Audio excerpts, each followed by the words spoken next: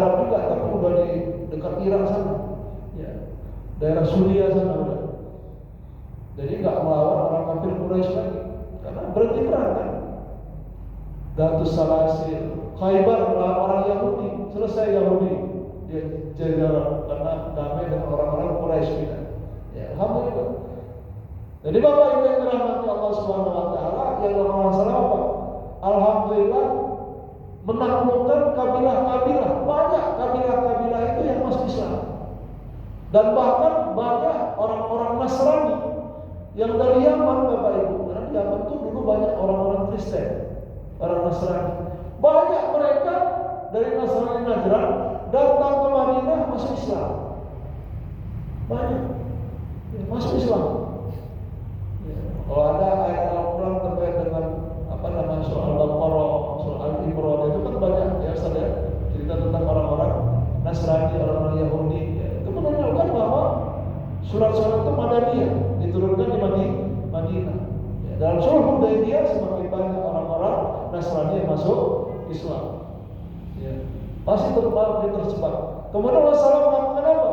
Kirim surat ke para pembesar, kirim surat kepada Raja Heraklius Romawi, kirim surat ke Raja Persia, kirim surat ke Raja Oman, ke Raja Bahrain. Bahkan di antara raja-raja itu ada yang masuk Islam, Pak. Raja Najasyi udah lama masuk Islam. Raja Yaman masuk Islam, namanya Badar. Saya ada bercerita, saya akan cerita lagi, Pak, kisah tentang Islamnya Raja Badar. Yaman masuk Islam raja itu. Ya, padahal Raja Yaman itu, ya, walaupun Yaman itu tanah Nasrani, Pak, tapi Raja Badar itu negara bagiannya Persia, masuk Islam. Ya. Raja Bahrain masuk Islam, Raja Oman masuk Islam, banyak raja-raja yang masuk Islam. Jadi Rasulullah kirim surat, kirim utusan untuk menyampaikan dakwah. Adapun Heraklius, Raja Romawi, nggak masuk Islam, tapi dia ngasih hadiah untuk Rasulullah SAW, ngasih hadiah. Adapun Raja Persia dapat surat, dia koyak itu surat Rasulullah SAW. Akhirnya nggak sampai berapa tahun itu Persia runtuh. Persia itu runtuh di zaman Umar bin Khattab radhiyallahu taala. Nah, berapa tahun itu dari surat itu dikirim sampai di masa kekhalifahan Umar, kondisi itu runtuh, Bapak Ibu. Rasulullah SAW sendiri yang mendoakan, mazzaqa risalati, mazzaqallahu mulka. Dia sudah mengoyak-ngoyak, sudah menghancurkan suratku.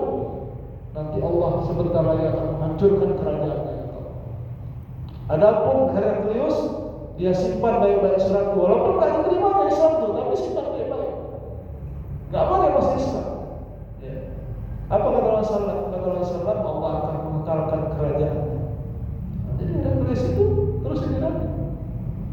Itu doa Rasulullah SAW. Jadi Bapak Ibu yang dirahmati Allah, begitulah ada Khaybar, ada Datus Salasil, Islamnya beberapa raja, dan takluknya kabilah-kabilah di sekitar Madinah, di Jazirah Arab, subhanallah. Dan alhamdulillah semakin berkembang Islam. Dan orang-orang kafir Quraisy pun, Bapak Ibu, mulai, wah, kok makin besar nih. Maksud tujuan orang-orang kafir Quraisy sulh Hudaybiyah supaya Rasulullah dan kaum muslimin semakin terjepit. Mereka semakin leluasa untuk berdagang. Orang kafir Quraisy mikirnya dagang, kaum muslimin mikirnya bagaimana Islam supaya besar.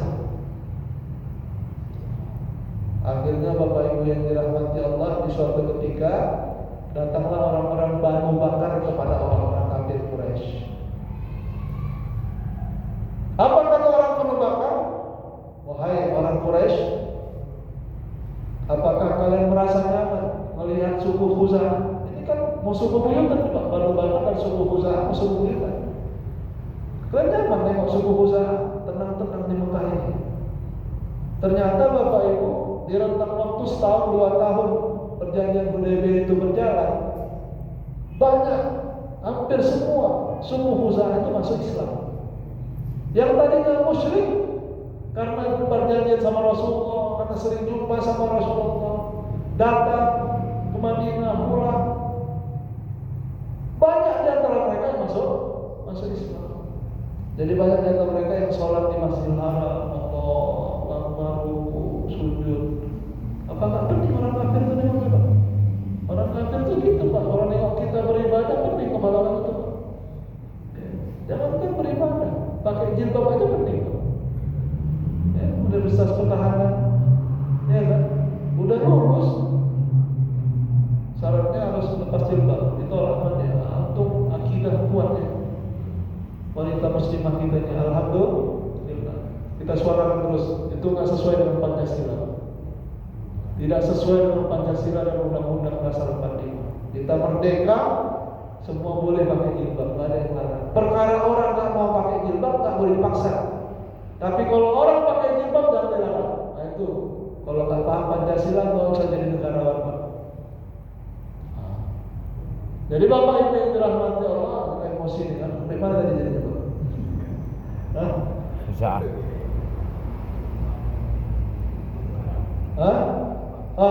Suku Khuza'ah ibadah masih Islam. Sholat di Masjidil Haram, subhanallah. Apa kata Abu Bakar? Kemana? Tenang kalian dengan suku Khuza'ah di sini. Nanti makin berkembang Islam di sini gara-gara orang itu. Jadi macam mana? Maksud kamu kami serang orang itu? Boleh kata orang Quraisy. Padahal mereka udah janji. Ada di situ Abu Sufyan, ada Sofwan bin Umayyah, ada Sofwan bin Umayyah, ada Sufyan bin Amr. Sufyan bin Amr itu yang saya dulu cerita itu Pak, yang menandatangani perjanjian Sulh Hudaybiyah. Dia yang menandatangani. Ada juga situ, udah berbantinya. Berarti kan sudah membentuk kesepakatan jahat untuk melanggar perjanjian. Kan gitu ya? Akhirnya Bapak Ibu diminta orang itu. Jadi kalau subuh-subuh menjelang subuh itu orang suku Khuza'ah dari luar Mekah itu datang ke Mekah. Mereka tinggal di perbatasan kota Mekah di luar. Ya, datang ke Mekah, sholat di Masjidil Haram. Pada suatu ketika Bapak Ibu Naufal bin Muawiyah, ini ketua suku Banu Bakar, menginstruksikan anggotanya kejar orang itu, bunuh. Mau dibunuh orang itu Bapak Ibu. Dikejar, ada sekitar 23 orang.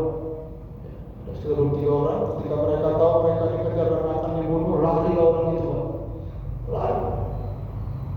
Awalnya Bapak Ibu, orang-orang Banu Bakar pun protes juga sama ketuanya. Ketua Pak. Ketua, apa boleh kita bunuh orang di dalam Masjidil Haram? Enggak boleh kan, dosa loh. Banyak kali cakap boleh, ternyata mencuri dia semua. Udah, mainkan terus. Karena itu Pak, pengaruh ketua-ketua bodoh ini kan siap ketua, dikejar orang itu juga.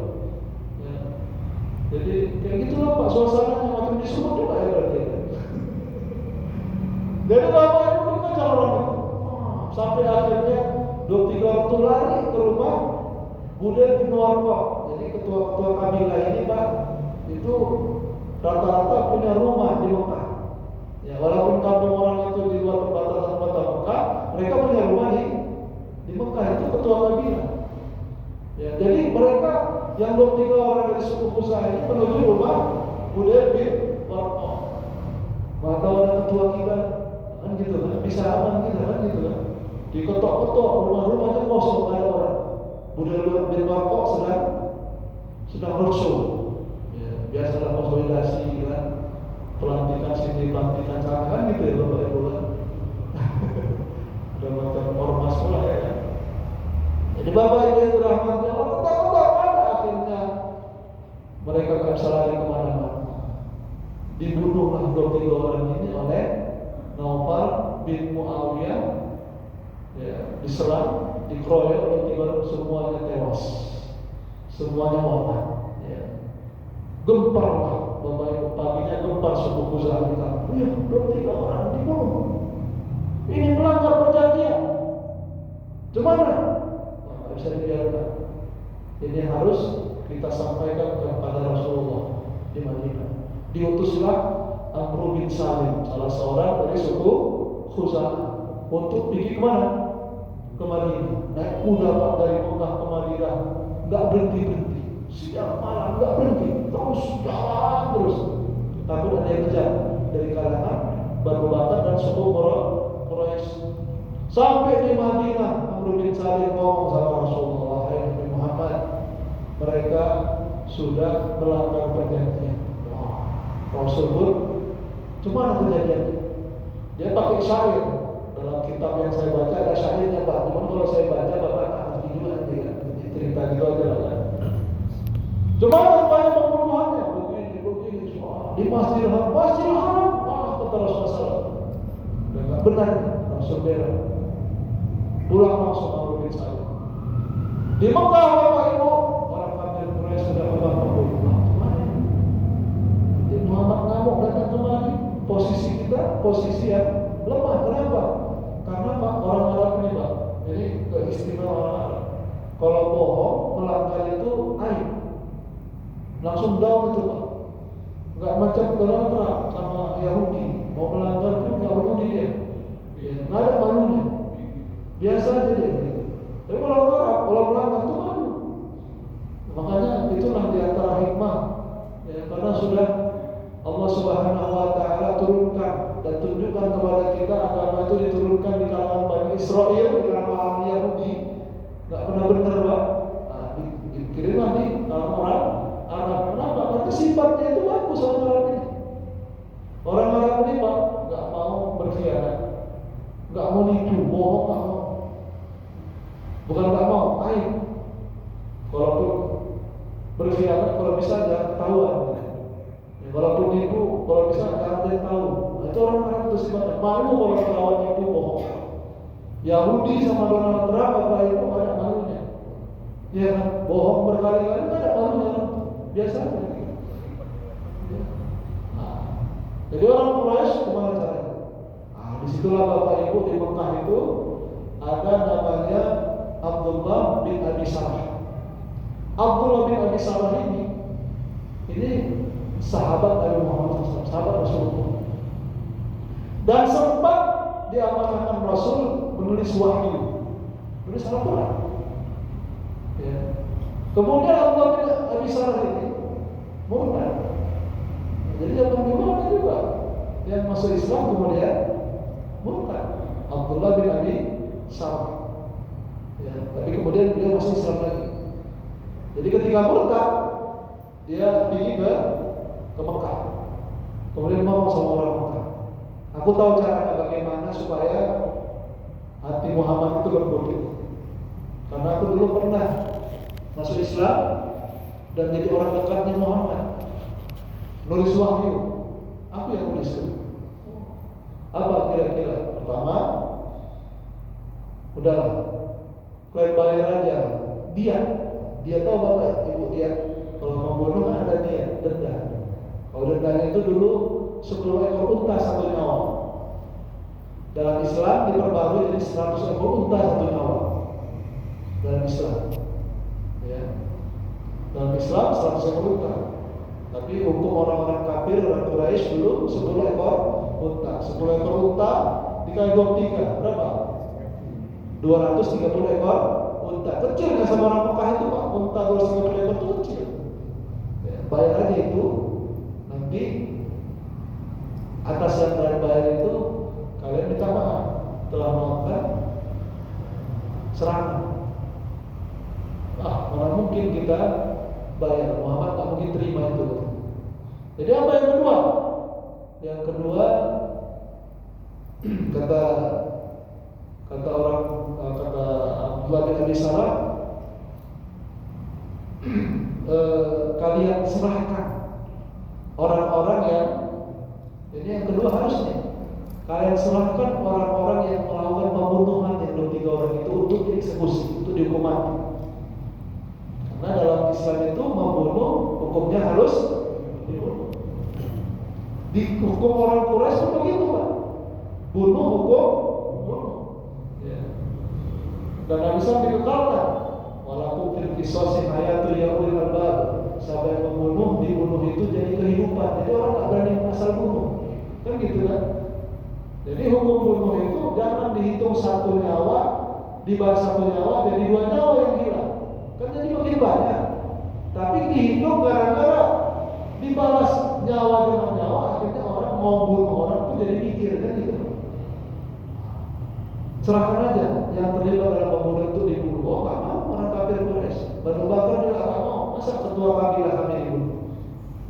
Akhirnya nggak ada lagi, cuma dua aja. Ada Abdullah bin Abi Sarh. Abu Sufyan menawarkan ini, nanti aku pergi ke Muhammad ke Madinah, aku coba ulang negosiasi. Pergi Abu Sufyan dari Mekah ke Madinah. Sepanjang jalan Abu Sufyan berpikir siapa dulu yang harus aku jumpai supaya aman. Nah, terpikirlah sama Abu Sufyan untuk jumpa anaknya. Karena anak Abu Sufyan tinggal di Madinah. Siapa namanya? Namanya Ummu Habibah, anak perempuan Abu Sufyan. Dan Ummu Habibah ini istri Rasulullah SAW. Jadi Bapak Ibu bukan tanggung ini, ya. Abu Sufyan ini mertua Rasulullah. Bapak lah mau jumpa mertua macam mana? Itulah panik kalau Quraisy. Itu si Abu Sufyan, mertua ini. Datanglah Abu Sufyan itu ke rumah Ummu Habibah. Silakan masuk Pak, masuk. Duduk, silakan. Rupanya Abu Sufyan duduk di tempat tidur Rasulullah. Suruh berdiri Pak. Pak, berdiri. Kenapa? Aku duduk di sini. Itu tinggal tempat tidur Rasulullah. Ya, aku ini kan bapakmu. Iya, kau tuh bapakmu. Tapi kau mau syirik najis, jangan duduk di atas tempat tidur Rasulullah. Anak aku udah berlaku najis, sudah parah gitu. Gimana pula dia mau negosiasi? Betul lagi. Jumpa Nabi Muhammad SAW disampaikan oleh Abu Sufyan. Kita kan ini sekarang dalam perjanjian. Iya, kata Rasulullah. Sampai hari ini kami masih komitmen dengan perjanjian kami. Rasul nggak bilang kalian enggak, tapi dari situ Abu Sufyan sudah tangkap. Oh, ini Muhammad udah tahu. Siapa yang kasih tahu? Pikirnya Nabi Muhammad belum tahu. Ya. Sampai hari kita masih pegang perjanjian kami. Baru Abu Sufyan minta tolong, kita perbarui perjanjian kita. Kita mau aman, damai, masalah ada perang seperti yang sudah-sudah. Itu peristiwa kecil, kan gitu Pak. Kadang-kadang masalah-masalah politik ini Pak, peristiwa besar dikecil-kecilkan, peristiwa kecil dibesarkan, kan gitu kan? Itu namanya politik. Kemampuan orang untuk mengecilkan yang besar dan membesarkan yang kecil itu kepiawaian politik. Abu Sufyan lihat Rasulullah SAW nggak terima. Tiga Abu Bakar tolong kalau orang baik. Gini kata Abu Bakar, udah Rasulullah ngomong itu, nggak lagi sama Tuhan. Pergi lagi sama Umar atau Umar, kau datang sama aku pula, biar kau tahu yang perjanjian yang dulu kita damai, aku yang paling gak setuju, aku mau perang aja sama mereka. Kata Umar, lambai. Pergi sama Ali bin Abi Thalib, nggak dihiraukan. Jadi Bapak Ibu yang dirahmati Allah Subhanahu Wa Taala, apa usaha Abu Sufyan? Kemudian balik ke Mekah, gawat kita, gawat. Udah nggak bisa. Jadi pada posisi orang kafir Quraisy itu udah takut sama kaum muslimin. Kenapa? Karena kelasnya udah naik Pak. Kalau perang Uhud, perang Badar, perang Uhud, perang Ahzab, perang sama orang kafir Quraisy, selama sulh Hudaybiyah, perjanjian damai 2 tahun aja, kelas perangnya udah naik. Lawan Romawi Pak. Ibaratnya lawan Eropa dan Amerika itu Rasulullah SAW. Lawan Romawi, apa nggak kembang-kembang orang ini? Kalau muslimin lawan Romawi pun menang barang itu apalagi lawan kita. Mampuslah kita Pak. Jadi Bapak Ibu yang dirahmati Allah, inilah asal muasal peristiwa dikhianatinya perjanjian Hudaybiyah. Dan setelah ini Pak tolong catat Pak Solah, ya, insya Allah pertemuan yang akan datang kita akan masuk peristiwa penaklukan kota Mekah. Penaklukan kota Mekah menunjukkan Bapak Ibu bahwa kaum muslimin bisa menaklukkan kota Mekah, bisa, ya kan? Tapi ada penyebabnya. Dan tidak ada sebab tiba-tiba dikabulkan. Karena untuk berkhianat makin lemah. Itulah hebatnya politik. Rasulullah SAW jago politik. Disitulah Bapak Ibu yang dirahmati Allah, Umar bin Khattab radhiyallahu taala anhu yang tak setuju dengan sulh Hudaybiyah itu menyadari bahwa apa yang diperintah Rasulullah lebih baik daripada apa yang aku pikirkan pada Umar. Karena waktu sulh Hudaybiyah itu Umar yang paling tak setuju. Umar bilang, wahai Rasulullah, waktu perjanjian Hudaybiyah itu Umar bilang, wahai Rasulullah, apa benar yang perjanjian kok kayak gini? Masa kita nggak jadi umroh? Kita akan umroh tahun depan, kata Rasulullah. Masa pula kalau orang dari Madinah datang ke Mekah harus kembali, tidak boleh kembali ke Madinah. Sementara orang Mekah kalau datang ke Madinah wajib kembali ke Mekah. Itu isinya apa? Itu kan berat tuh bagi kaum muslimin. Karena di Mekah banyak orang Islam juga yang mungkin ingin hijrah. Tak boleh dalam perjanjian itu untuk hijrah.